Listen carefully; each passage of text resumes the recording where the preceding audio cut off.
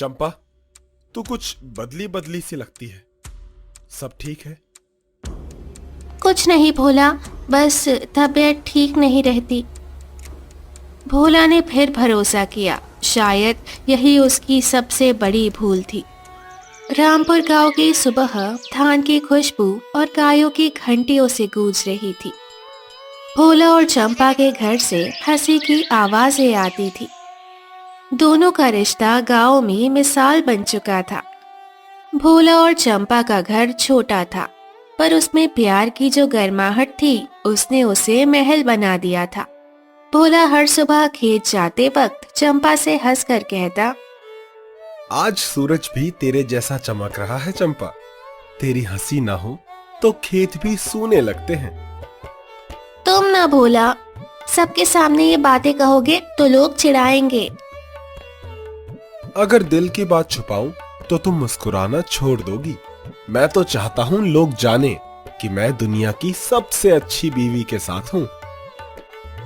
वो दिन भोला के जीवन के सबसे सुंदर थे। खेतों की मिट्टी में जैसे उनकी हंसी खुल चुकी थी। कुछ महीनों बाद गांव में नया किरदार आया, गिरधारी बनिया। वो शहर से व्यापार करने आया था और जल्दी ही लोगों में रसूख जमा लिया। एक दिन जब चंपा बाजार गई, उसने पहली बार गिरधारी से मुलाकात की। अरे चंपा बहू, तुम तो भोला से भी ज्यादा सीधी सादी लगती हो। और ये चुन्नी, ये कहां से ली? बस गांव के मेले से, सही लगी तो ले ली। मैं शहर आता जाता रहता हूँ, तुम्हारे लिए इससे भी बढ़िया चुन्नी मंगा सकता हूँ। गिरधारी की बातों में मिठास थी, पर जहर भी उतना ही गहरा। भोला को क्या पता था कि उसके सुख का साया अब धीरे धीरे अंधेरों में खुल रहा है। दिन बीतते गए, चंपा पहले जैसी नहीं रही। वो अक्सर शहर की चीजों की बातें करती, क्योंकि गिरधारी चंपा को शहर की अच्छी अच्छी बातें बताने लगा था। भोला, शहर में औरतें अपने मन से जीती है, वहाँ कोई रोक टोक नहीं। शहर की आजादी अगर रिश्तों को तोड़ दे तो वो कैसी आजादी चंपा? भोला की बातों में सच्चाई थी, पर चंपा के मन में अब एक नया आकर्षण पलने लगा, बाहरी जीवन का, और शायद उस बनिए गिरधारी का भी।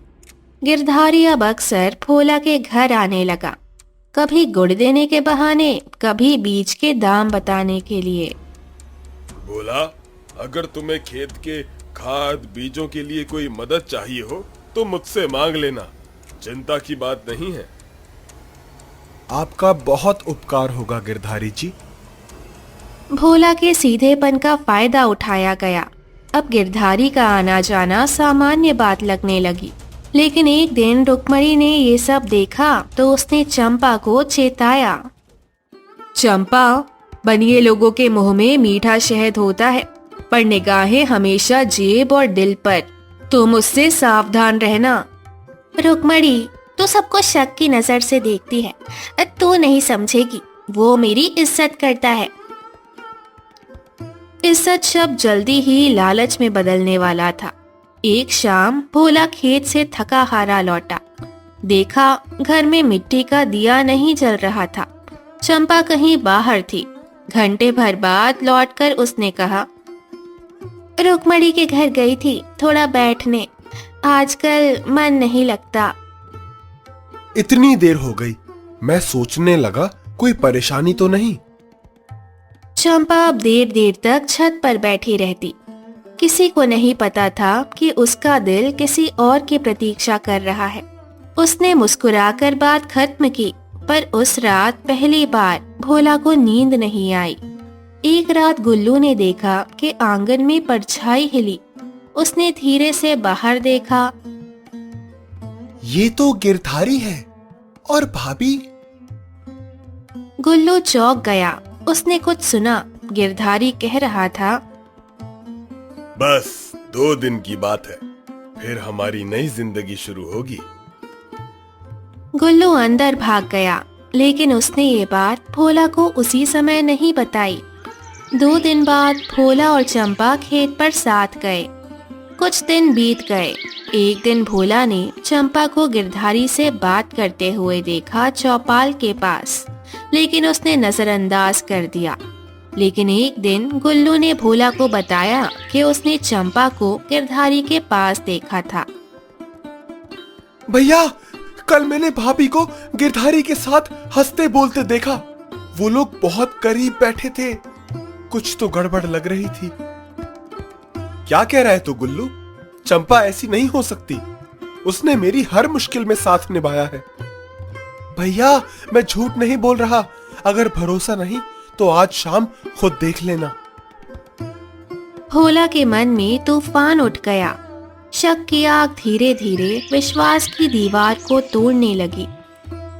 शाम ढलते ही भोला ने गांव की चौपाल की तरफ रुख किया। अंधेरे में वो छिपकर देखने लगा। उसने देखा चंपा और गिरधारी सच में एक दूसरे से गुप्त बातें कर रहे थे। गिरधारी कुछ चमकदार चीज उसकी हथेली में थमा रहा था। देखो चंपा, बस 2 दिन और भोला की जमीन मेरे नाम हो गई तो तुम्हारा शहर में ठिकाना पक्का समझो। तुम फिक्र मत करो गिरधारी, भोला मुझ पर आंख बंद करके भरोसा करता है।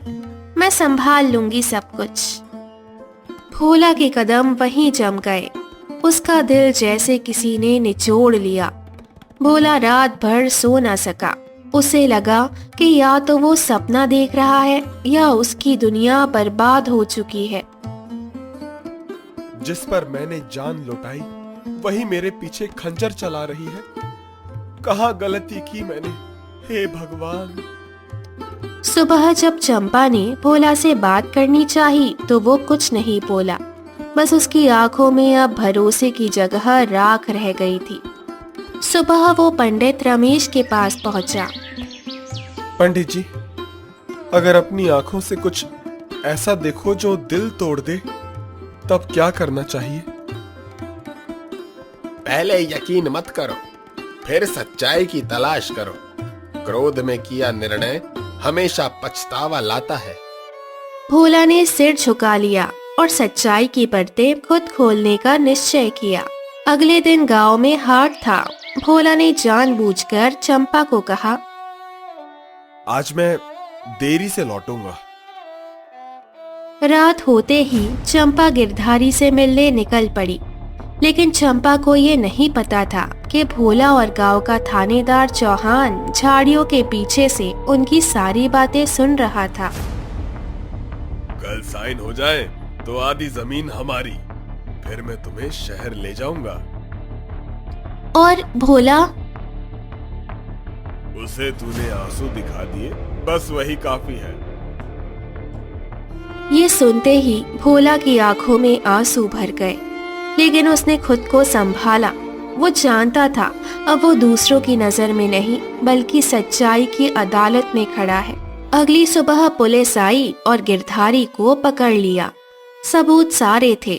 चंपा ने रोते रोते गुनाह कबूल किया। भोला, तू चाहे तो मुझे सजा दे, पर यकीन कर, मैंने जो चाहा वो सिर्फ प्यार था, गलत आदमी से। प्यार अगर धोखे के रास्ते चले तो वो पाप बन जाता है चंपा। मैं तेरा नहीं, पर वक्त तुझे जरूर माफ कर दे। कुछ महीनों बाद भोला फिर खेतों में काम करने लगा। उसकी आंखों में दर्द था लेकिन मन शांत था। जिस रिश्ते की नींव सच्चाई पर ना हो वो छल के पहले झोंके में ढह जाता है। जी पंडित जी, आपने सही कहा। लेकिन कहानी यहाँ खत्म नहीं हुई। समय बीत चुका था। गिरधारी को जेल हुई थी और चंपा के पाप का पर्दाफाश हो चुका था। लेकिन भोला का दिल उतना कठोर नहीं था जितना दर्द ने उसे बना दिया था। एक दिन भोला ने मंदिर के पास चंपा को देखा। उसके कपड़े धूल से भरे थे, चेहरा थका हुआ था। पश्चाताप की आग में जलती चंपा को देखकर भोला का दिल पिघल गया। चंपा, छोड़ सब, अब जो हुआ सो हुआ। अगर तू सच में बदल गई है तो मेरे घर का दरवाजा अब भी खुला है। मुझे दूसरा मौका मिल गया भोला। मैं वादा करती हूँ अब से बस तेरा साथ दूंगी।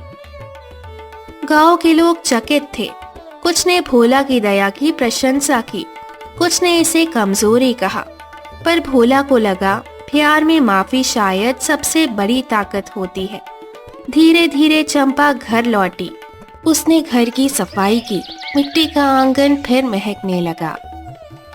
भाभी, लगता है पुराने दिन लौट आए हैं। हाँ, अब कोई गलती नहीं होगी गुल्लू। बस इसी वादे पर तूने मुझे फिर से भरोसा करने की हिम्मत दी है। प्रेम के अंकुर फिर हरे होने लगे।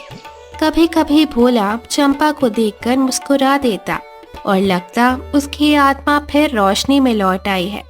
लेकिन नियति की परछाई अक्सर वहीं लौटती है जहां उसे हराया गया था।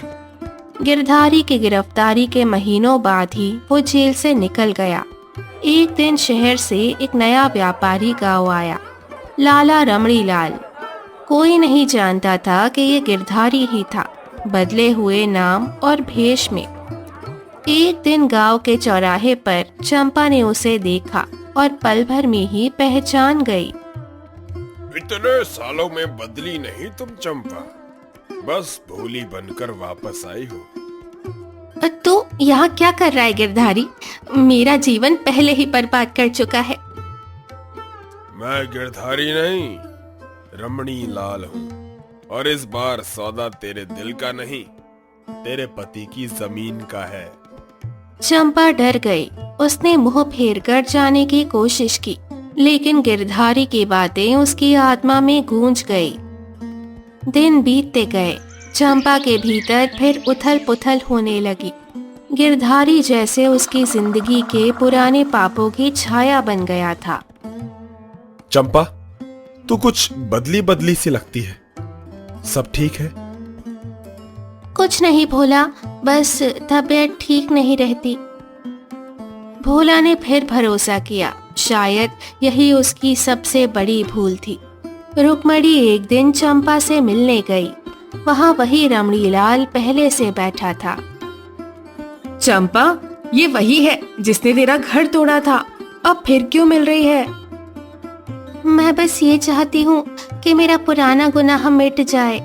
वो कहता है कि अगर मैं उसके कुछ कागजों पर साइन करवा दूं तो वो चला जाएगा। फिर वही झूठ।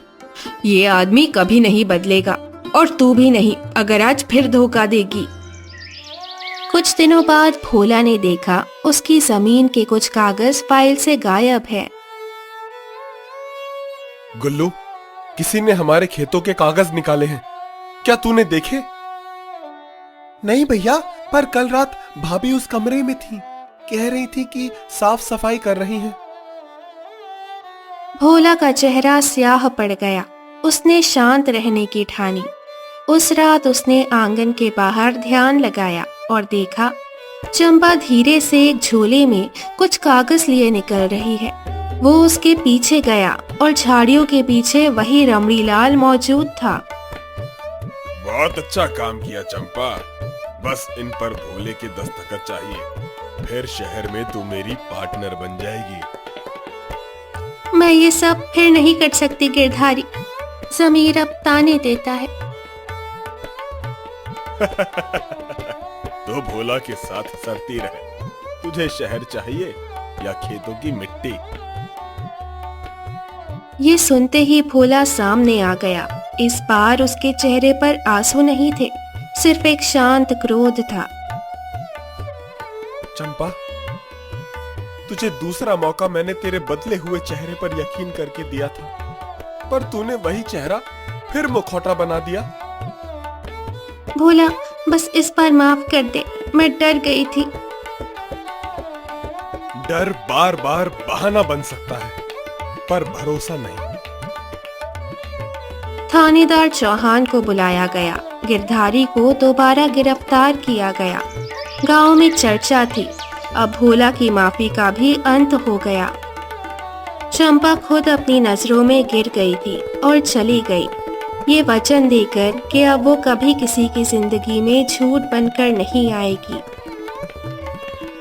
जो बार बार पाप को माफ करता है वो खुद भी पाप का हिस्सा बन जाता है।